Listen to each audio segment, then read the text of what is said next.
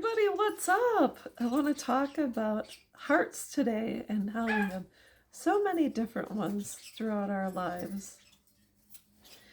So let's start off by saying initially you have a daughter heart because that's how you come into this world, or a son heart, or whatever the case may be. And then eventually you move on to having that sister heart or brother heart. So we go through many different phases where we open up our heart to quite a few different people. So it might be heart for your teacher, heart for a friend, heart for a neighbor, etc. And then, of course, I truly believe the greatest love of all outside of being a Christian is the love we have for our children. And so then you end up having that mom heart. And I think it is a challenge when you go through the loss of a child, whether it's through them passing, a miscarriage, IVF, failed IVF treatment, etc. And so your heart shatters just a little bit more every single time. You become disconnected from a child that is born of your love. And so when our children decide to part ways and we're left with an even greater fracture, it's really, really challenging because it's not normal for a person to turn their heart off after it's been turned on and it's been filled and it's flowed and it has sacrificed. So I think it is a very challenging to pick up the pieces and start over. And I can understand what it's like, not just once, but twice, when I had to make the decision to accept both of my daughters parting ways, moving on and creating a life outside of me and the life I once knew.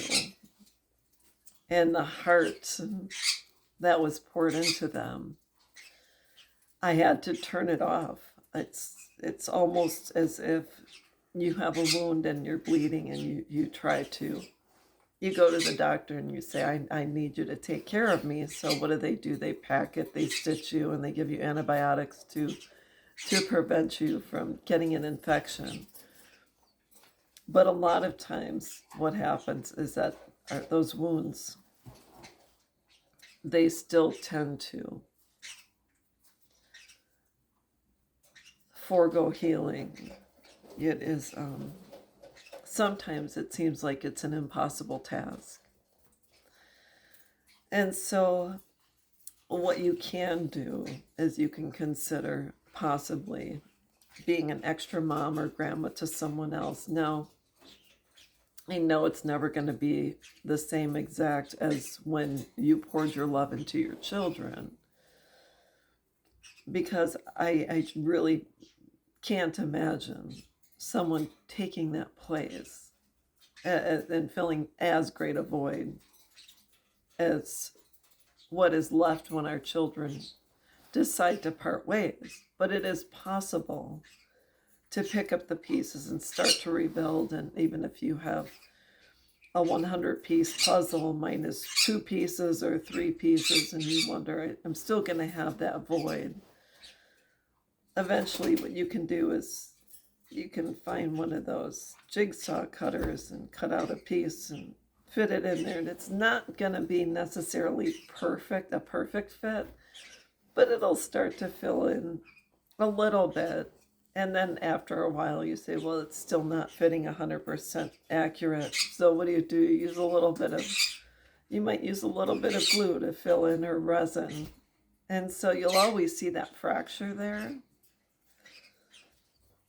But I can guarantee you, eventually your heart will thank you if you decide to invest in other people. So anyways, that's all I've got. Know that your heart can and will be put together somewhat. It may not be 100%, but eventually over time it'll get there. So anyways, that's all I got, and I will be back.